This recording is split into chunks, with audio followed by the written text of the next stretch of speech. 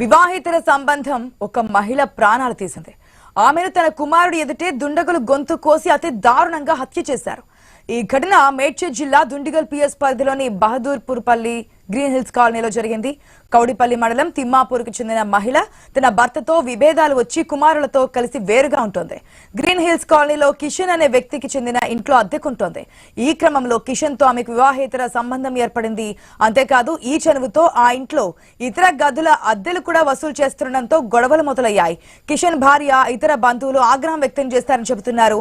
ఈ తరుణంలోనే గుర్తు తెలియని వ్యక్తులు ఆ మహిళ ఇంట్లోకి ప్రవేశించి చిన్న కుమారుడు ఎదుటే తల్లిని గొంతు కోసి చంపేశారు. తన తల్లిని ఒక వ్యక్తి వెనుక నుంచి పట్టుకుని మరొకరు గొంతు కోసి చంపేశారని బాలుడు పోలీసులకు తెలిపారు. ఈ ఘటన జరిగాక కాసేపటికే ఇంటి యజమాని అల్లుడు పోలీసులకు లొంగిపోయాడు. హైదరాబాద్ శివారులో జరిగిన ఈ ఘటన కలకలం రేపింది.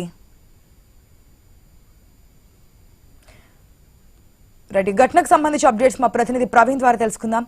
ప్రవీణ్, వివాహేతర సంబంధమే ఇప్పుడు ఈ మహిళ ప్రాణాలు కోల్పోవడానికి కారణం అంటున్నారు. డీటెయిల్స్ ఏంటి? ఆశా, ఇదే చూసుకుంటే కనుక మెడ్చల్ జిల్లా దుండిగిల్ పోలీస్ స్టేషన్ లో దారుణం చోటు చేసుకుంది. అదేవిధంగా బహదూర్పల్లి గ్రీన్ హిల్స్ కాలనీలో ఉండేటటువంటి స్వాతి అనే మహిళ అయితే హత్య మొత్తంగా కూడా తీవ్ర కలకలం రేస్తుంది.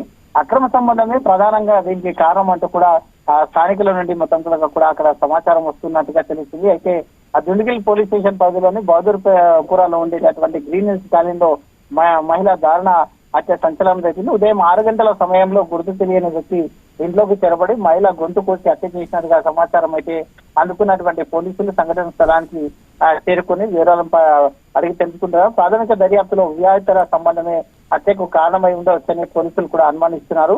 ఘటనా స్థలంలో కత్తి ఆయుధాలను స్వాధీనం చేసుకున్నారు. కేసు నమోదు చేసి ఆ దర్యాప్తు కూడా చేస్తున్నారు. దుండిగిల్ పోలీసులు నిందితుడి కోసం గాలింపు చర్యలు కూడా చేపట్టారు. పూర్తి వివరాల ప్రకారంగా చూసుకుంటే చిన్న కొడుకు ఇంట్లో ఉండే సమయం లోపలే అయితే ఇద్దరు వ్యక్తులు ఇంట్లోకి ప్రవేశించారు. ఒక వ్యక్తి తనను పట్టుకోగా ఇంకో వ్యక్తి గొంతు కోసి పారిపోయాడంటూ కూడా చెప్తున్నటువంటి పరిస్థితులు చూస్తున్నాం. అక్కడ ఉన్నటువంటి అయితే సమాచారం సేకరిస్తున్నారు. సీసీ ఫుటేజ్ ఆధారంగా కూడా వీళ్లకు ఎలాంటి ఇది ఉంది అనే దర్యాప్తు చేస్తున్నారు. నిందితులు ఎవరు అనే కోణం లోపల కూడా ఇంకా దర్యాప్తునైతే చేస్తున్నారు.